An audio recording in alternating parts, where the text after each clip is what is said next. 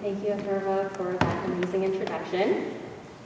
Hi everyone, I'm Winnie. Atharva, you really did not have to call me old like that, but thank you. And our talk is about a letter to our younger selves. So, dear Elaine,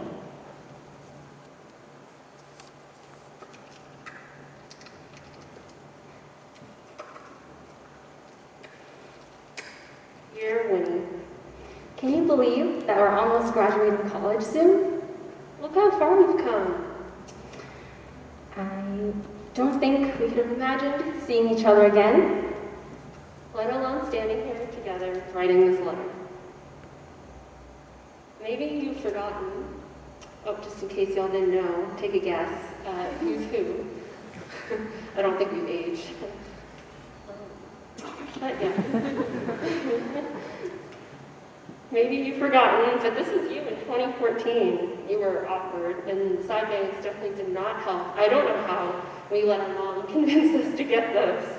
And even though you're smiling in this photo, I remember how much coercion it took to get you to feel it. I know you tried to laugh it off. You were always the first person to offer to take the photo so you didn't have to stand on the other side of it. And what you really couldn't tell anyone was that you couldn't stand the way you looked. Was my face too round? My hips too wide? My legs too short? And to have that memorialized in a photograph forever felt way more painful than just not having the memory altogether. Your appearance was just another way for you to criticize yourself. You weren't perfect, but you thought you had to be because, you know, that's what your immigrant parents came all the way from Vietnam to the US for. And to be anything less than perfect was not what you could have given them back. So I want you to know that I forgive you. I might scroll through my phone sometimes, looking for memories to hold on to, and finding few and far in between. But I know that you're just trying to protect yourself. If there weren't any pictures to look back on, maybe I would forget all the flaws. And, you know, maybe that pain would be non-existent. So, unfortunately, I guess there are just some memories you don't really need pictures for. Dear younger Elaine, a lot of your childhood was a blur, and things like moving to a new house and a new school might seem drastic shift now. But when you get to my age, you'll find out that everything is trivial in the larger scheme of things. You spend a large part of middle school and high school trying to be someone that you're not. You weren't emotionally available or ready for a relationship, and that is something that you've come to realize down the line. So please don't be too hard on yourself when love doesn't feel like what the Chinese dramas say so.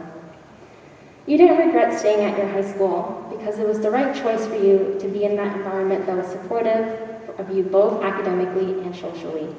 And sometimes, when you think about it now, you do miss that high school experience. You didn't appreciate the diversity that you had when you were there, but it is something that made you more conscious of the spaces that you occupy and the people who are around you. I know that you were worried about losing touch with your high school friends, but I just wanted to let you know that not all the sayings that you hear are true. I'm sorry for pushing you to harbor your emotions because that's what everyone else around you did. But you never properly grieved for the friends you've lost, and I'm sorry that you had no other choice but to be strong. I'm sorry to say that I will always remember the tally marks in the bathroom wall. Every time you could have just feel like you could have ended your misery, and if only I answered your silent call for help. Because strong doesn't always mean that you can't express vulnerability.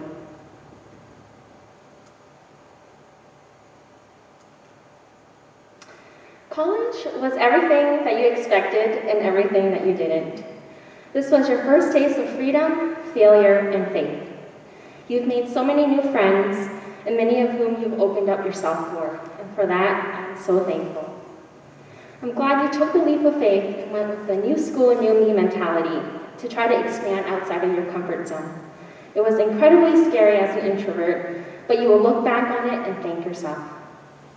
College always wasn't fun. You struggled to declare your major. You didn't know what you wanted to do in the future. You still don't, but you have a better idea now. You didn't feel like you belonged. but you will come to realize that you never felt like you belonged anywhere. You bonded with your first college friend over the fact that you were both computer glitches to be accepted here in Northeastern. And I want you to know that imposter syndrome is something that you will overcome. I'm so glad that you pushed yourself to take on leadership abilities through both Eon Dance Troupe as Fresh Rep and then going on to become president, and with other clubs like Asian American Students in Action, becoming from a mentee, mentor, senior mentor, and now co-chair. And I'm so thankful that you took that leap of faith. And this was 2017, when fresh out of high school and feeling like maybe, this is my chance to be happy and make friends and finally be cool, because, for a while I thought I was just kind of lame and boring. Unfortunately, it's hard for me to tell you this, but we're still not cool. But you did do some pretty awesome things, and you met some really awesome people. And you know what? Maybe for the first time, you realized that there was a community out there full of people like you, and full of people who kind of felt like you. And that was okay too. And even then, you put a lot of pressure on yourself to think that college would solve all of your problems coming in. And that's okay. And there were times we went to concerts with friends, and we're having fun at a lot of ASU GMs and dance practices. But I also know that there were times where you spent a lot of time crying and questioning and wondering if this was really the right decision for you, because how could you at 17, 18 know where you wanted to do and know where you wanted to go? And you missed home a lot, but even every time you went home, you felt sad, and you felt alone, and you felt left out, because you thought maybe you were missing out on all the things that everybody else seemed to be having fun at. But I want you to know that, you didn't know then that a lot of things that we had to work through was inside of us, and that it's okay if you felt that way. A lot of people do, and that's fine. It doesn't mean that you don't belong. It just meant that you hadn't grown into who you were meant to be yet.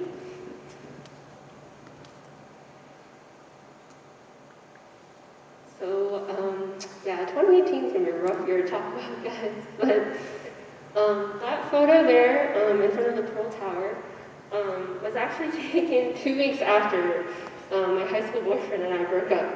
We had gone on a dialogue together. That seems like a terrible idea now. But we went to China, and after we broke up, I found myself kind of alone and without anyone. I was halfway across the globe without friends or family. And I had never felt more broken in my whole life. I came to college with the one person that I thought who knew me, who could support me, who made me feel like I was actually all the things that I really want to be on the inside. And that was fine, except, you see, that's the thing that nobody tells you about when they're talking about toxic relationships. It's not always just, very apparent physical or emotional abuse. It's making you feel like you need that other person to be a whole person. And that's not true. So 2018, Winnie, I hope you know that breakup was not your low point. It was staying in a relationship that did not value your growth or your happiness. And if I could go back, I would tell you that it wasn't your fault, because even if you felt that way, there was no way that you could have known. Your worth did not decrease because someone else didn't know how to value it. Dear Elaine, when you look back on your journal entries in 2018, you will see that 2018 was not a great year. You went into college with new expectations and a new version of yourself, and you thought that if no one could love you in high school, someone would love you in college. And at one point, you actually thought that you had found your happily forever after. But that was not true. And looking back at it now, there were a lot of unhealthy coping mechanisms that you did, including throwing yourself into clubs and leadership opportunities that you were involved in, taking on way more than you should have, and entering into a state of emotional shutdown. There were countless nights, every day of the week, where you would walk back to West A, where your dorm was, at 1 a.m. in the morning after coming from a long day of snow, and walking through Centennial and just feeling sorry for yourself, and that this was all that you were meant to be. You threw yourself into a relationship only for it to end the same way that you had earlier doubts about. And you have been conditioned to believe that you were undeserving and that everything good was just, quote, too good to be true. Although you lost a lot of things in 2018, including close friends and honestly a sense of yourself and who you were, but I also want you to remember that you also gained a lot of things that year. Without the support from your roommates, friends, and especially your other half-brain cell, Winnie, honestly, I don't know how you could have made it through. But I'm so glad that you were able to establish yourself into a strong support system and that you were able to find yourself again after letting go of relationships and expectations that you once had.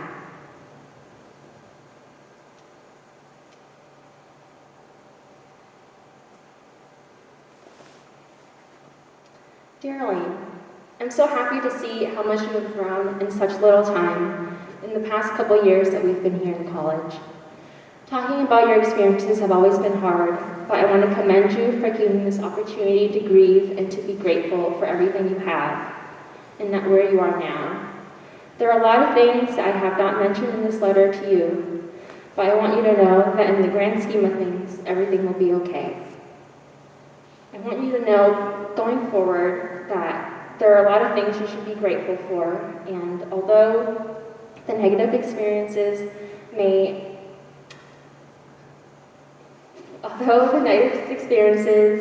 seem to cloud your judgment sometimes, I want you to keep in mind the gratitudes that you have for some people. So to Nina, who I wish was here today to witness my growth, I know that you would have been proud of me no matter what. To friends whose paths briefly overlap mine, thank you for dreaming with me and teaching me that some people are not meant to grow with you. To my mentors who saw potential in me, thank you for being my support system and pushing me to grow and be uncomfortable. To my mentee and to all my children, thank you for trusting me to be a resource even when I don't have all the answers. To my roomies who have become my teammates in life since day one. To my trust fund, thank you for showing me what love is supposed to feel like, look like, and be like. And to my half-brain cell, thank you so much for the journey that we've had over the past couple of years, and I can't wait to write more chapters in my life with you.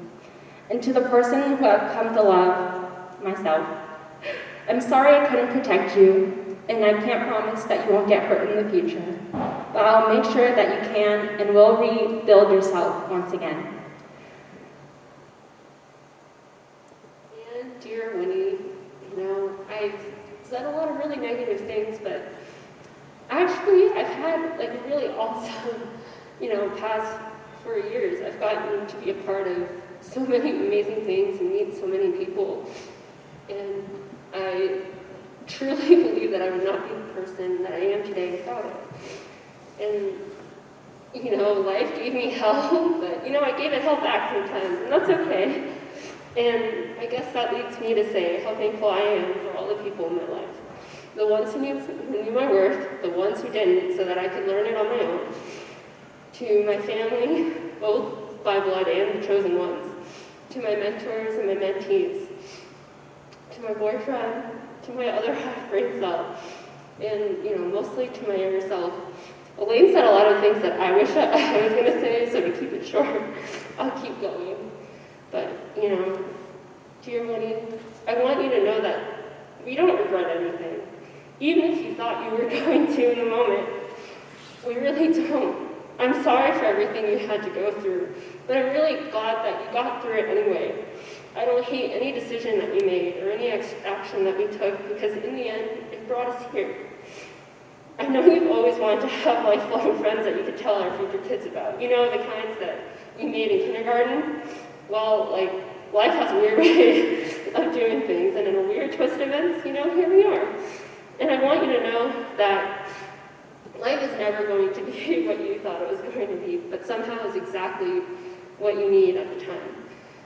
So here I am, 6 weeks away from graduating college, and that scares me a lot, actually. It's scary because I know how hard of a journey it was for us to get here, and I have no idea what I should expect next.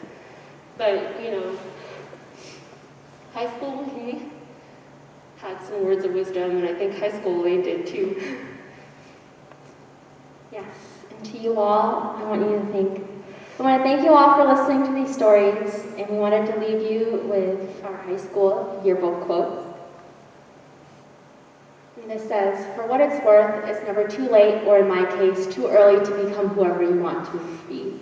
There's no time limit, stop whenever you want. You can change or stay the same. There are no rules to this thing. We can make the best or the worst of it, and I hope you make the best of it.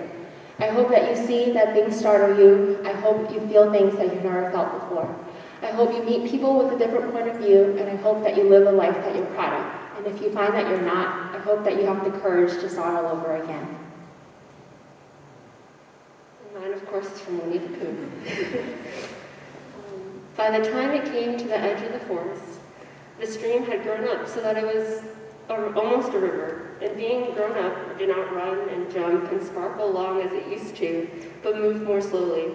For it knew now where it was going. There is no hurry. For it knew now where it was going, and it said to itself, "There is no hurry.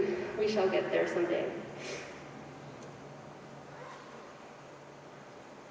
Dear future Elaine, Dear future Winnie, I hope one day when you write a letter to me, that you'll be proud of me too. Thank you. Thank you.